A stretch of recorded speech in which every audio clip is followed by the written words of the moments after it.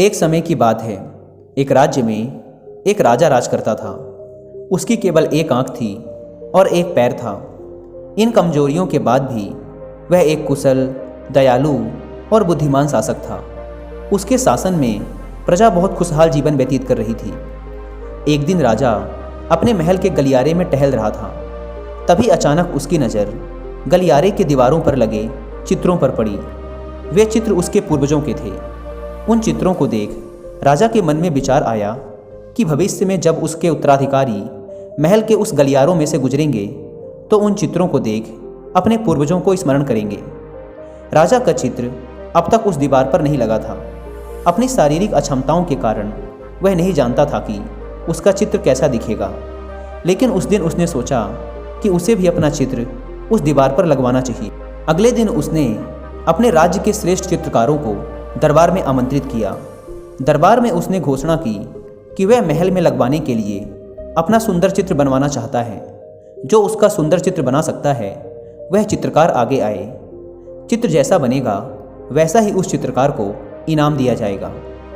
दरबार में उपस्थित चित्रकार अपनी कला में निपुण थे, लेकिन राजा की घोषणा सुनने के बाद वे सोचने लगे कि राजा तो काना और लंगड़ा है, ऐसे में उसका सुंदर चित्र कैसे बन पाएगा। चित्र सुंदर नहीं दिखा तो हो सकता है राजा क्रोधित होकर उन्हें सजा भी दे दे। यह विचार किसी को भी आगे आने का साहस ना दे सका। सब कोई ना कोई बहाना बनाकर वहाँ से चले गए। वहाँ मात्र एक युवा चित्रकार खड़ा रहा। राजा ने उससे पूछा, क्या तुम मेरा चित्र बनाने को तैयार हो? युवा चित्रकार ने हामी भर दी। राजा ने उसे अपना चित्र बनाने की आज्ञा दे दी। अगले ही दिन से वह चित्रकार राजा का चित्र बनाने में जुट गया। कुछ दिनों बाद चित्र बनकर तैयार था। जब चित्र के अनावरण का दिन आया तो दरबार में दरबारी सहित वे सभी चित्रकार भी उपस्थित हुए जिन्होंने राजा का चित्र बनाने से इनकार कर दिया था। सभी उत्सुकता से चित्र के अनावरण की प्रतीक्षा कर रहे थे। जब चित्र का अनावरण हुआ तो राजा सहित सबके मुंह खुले के खुले रह गए। चित्र बहुत ही सुंदर बना था। उस चित्र में राजा दोनों तरफ पैर कर घोड़े पर बैठा हुआ था, जिसे एक ओर से चित्रित किया गया था और उसमें राजा का एक ही पैर दिखाया गया था।